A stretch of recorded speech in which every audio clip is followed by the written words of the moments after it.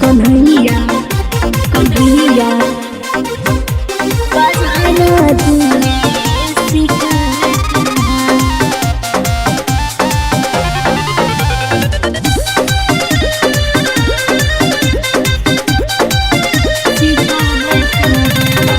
मुल्क के ताने जो भी कानों में जाए, लगता है ऐसा तू मुझको बुलाए,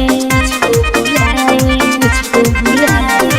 मुल्क के ताने जो भी कानों में जाए, लगता है ऐसा तू मुझको बुलाए। मुरली के तान सुन के आऊं मैं यहाँ, कन्हैया बांसुरी बजाना तूने सीखा है कहाँ। कन्हैया बांसुरी बजाना तूने सीखा है कहाँ, है कहाँ।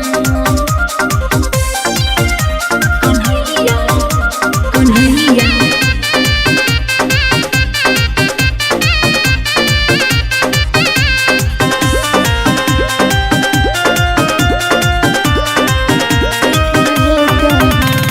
मुरली के तान सारी गैया ये सुनकर दौड़ी हुई चली आती है।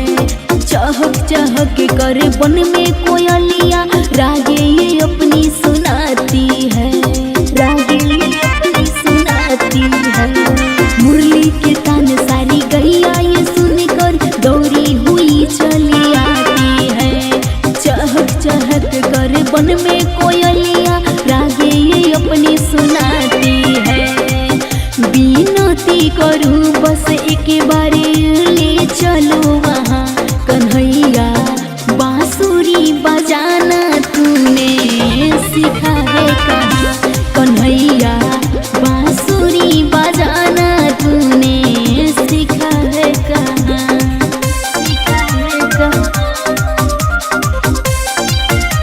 कन्हैया कन्हैया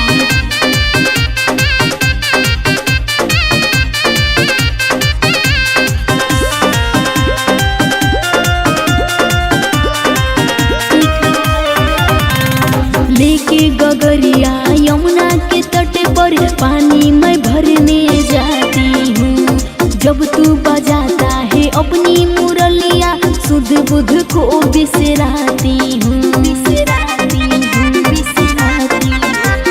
लेके गगरिया यमुना के तट पर पानी मैं भरने जाती हूँ।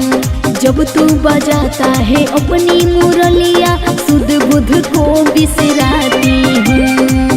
कृष्णा बसंत सरिता झूमे संग जहाँ, कन्हैया बांसुरी बजाना तूने सीखा है कहाँ। कन्हैया